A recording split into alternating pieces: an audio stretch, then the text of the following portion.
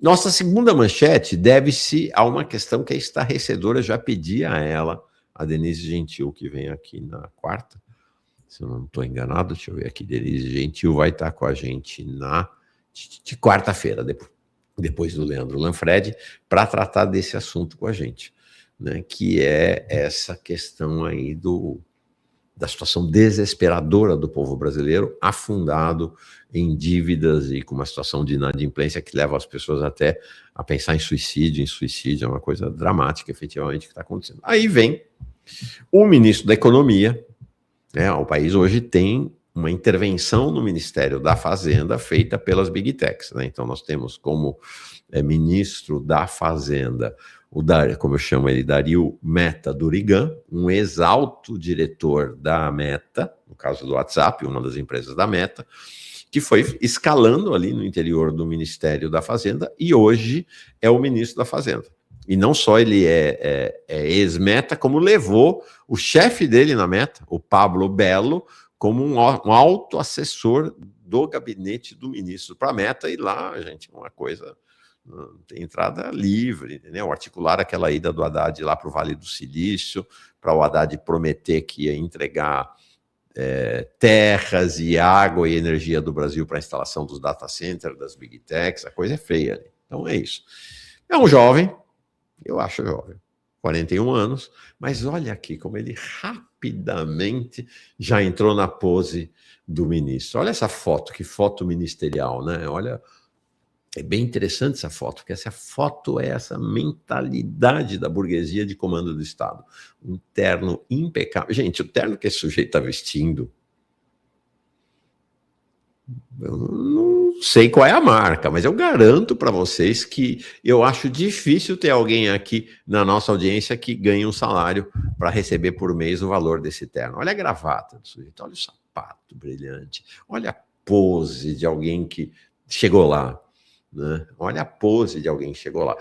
Inclusive, ele veste-se de acordo com a sua empregabilidade. Eu já mostrei várias fotos aqui quando ele era da Meta, né? Não era terno, era camisa azul, manga arregaçada, era outro shape, né? Mas achei muito impressionante essa foto, muito forte essa composição, uma foto posada, né?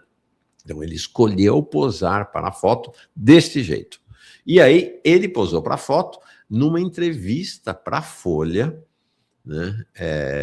Numa entrevista para a Folha, na qual ele diz o seguinte, olha as afirmações que ele faz. Após o desenrola, houve aumento de 9 milhões de pessoas inadimplentes. O programa fracassou? Não, ao contrário. Eu fico... É muita cara de pau. Não, ao contrário. O desenrola cumpriu seu papel. Havia expectativa no começo de 2024 de que houvesse cortes na taxa de juros. A gente não viu isso, né? Não teve corte, né? Ele está lá falando como analista político, né? Como alguém da oposição do governo. Não, ele não diz que quem não cortou os juros foi o governo dele, foi o governo Lula. Foi a equipe econômica em conjunto com o Galípolo que não cortou. O que a gente viu foi um novo endividamento a partir de 2023. Como, de novo, estamos na expectativa de um corte na taxa de juros, é preciso que as famílias também possam viver com uma taxa de juros mais razoável nas dívidas pessoais. Mas é uma cara de pau. É um negócio assim, realmente impressionante. Impressionante. Não teve corte de juros. Lá nos Estados Unidos não teve corte de juros. Na Turquia não teve corte de juros. Não, ele está falando do Brasil, do governo dele. Né? Impressionante isso. E aí ele segue. O ano de 2026 vai ser diferente. Veja como esta lógica neoliberal está completamente entronizada no governo Lula. Vamos deixar as contas públicas em ordem para que 2027 não haja sustos como a gente tomou em 2023. O que ele está dizendo é o seguinte, olha, Deus acima de tudo, ajuste fiscal acima de todos. O que ele está dizendo é que não há hipótese do país existir na cabeça de planilha dele, de Haddad, de Lula, fora dos limites do teto de gastos e do ajuste fiscal.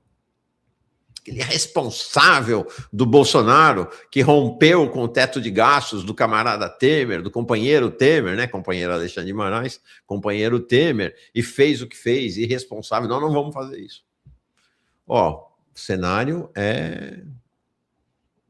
2027 vai ser pior ainda. Vai ser quem quer que ganhe a eleição, o cenário de 2027 vai ser muito ruim. Bom, por sinal, a Simone Tebet prometeu isso, né? Que passada a eleição, a frase da Simone Tebet é: passada a eleição, quem quer que vença, frase da Simone Tebet, lá para a Miriam Leitão, ano passado, né? Haverá uma janela de oportunidade entre o final da eleição e a posse do próximo presidente para que a gente faça tudo o que a gente quer fazer. Reforma da Previdência, contenção do salário mínimo, aprofundamento do arcabouço, fim dos pisos constitucionais, está aí, esse é o programa. É o mesmo programa, tá, gente? Não vamos nos iludir. Isso quer dizer que não dá para votar em Lula no segundo turno? Não quer dizer isso. Prefiro isto e continuar combatendo aquilo do que isto e ter que ir para o pau de arara. Então, desse ponto de vista, não tem dúvida, mas o cenário é muito ruim. E aí, ele prossegue para dizer isso aqui. Vai ter um escrutínio de comparação. A oposição está catalogando números, o próprio ministro Paulo Guedes vai lançar um livro. Aí ele diz, é bem-vinda a comparação. Não estamos... Veja bem, o que ele escolhe como ponto para elencar em relação à comparação do governo Lula com o governo Bolsonaro. Não estamos deixando nenhuma bomba amarrada dentro do governo para o próximo.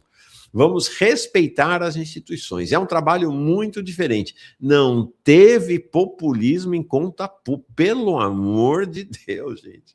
O governo Lula, pelo amor de Deus, é um governo neoliberal conservador de direita. A gente tem um limite de gasto que controlou as despesas e tivemos uma recomposição da receita. É a fórmula do Haddad. Por sinal, o Durigan, Meta Durigan, teve no governo Haddad lá em São Paulo. É o que o Haddad fez na prefeitura em São Paulo, gente. E sofreu a maior derrota de um prefeito na história de São Paulo numa candidatura à reeleição do Haddad. Ele fez isso. Responsabilidade fiscal. Entregou bilhões, um cofre recheado para o João Dória deitar e rolar. E aí depois se eleger governador nas costas do Haddad. E ele se orgulha, né, de ser republicano, controlar gastos. Essa turma vive em que planeta eles vivem? E aí ele completa. Há ceticismo em relação ao arcabouço e a Fazenda já reconheceu que precisará reforçá-lo. Sabe o que quer dizer reforço do arcabouço, né?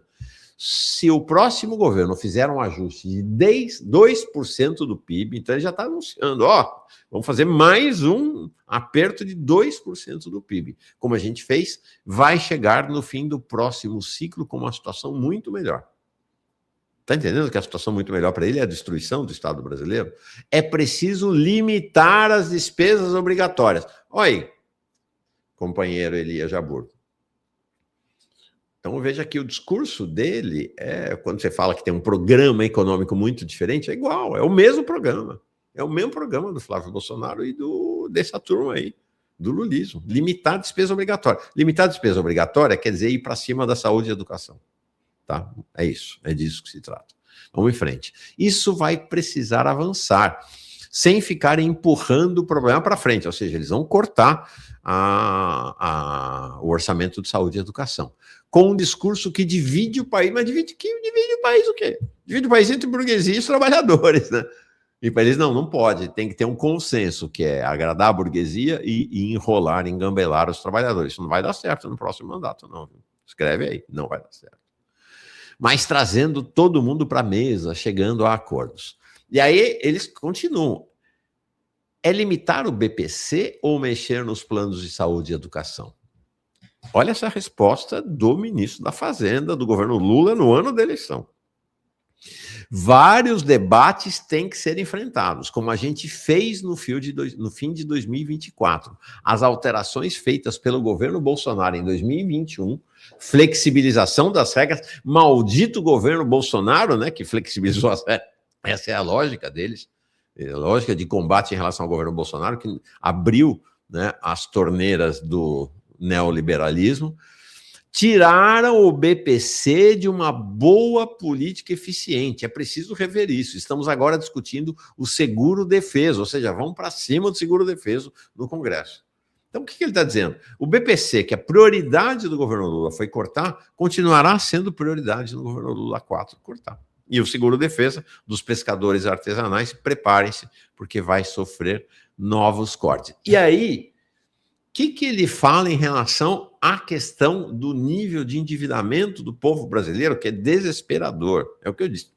Tem gente tentando suicídio, é uma situação 80%. 80 milhões de pessoas não conseguem pagar suas dívidas. 80% do país está endividado.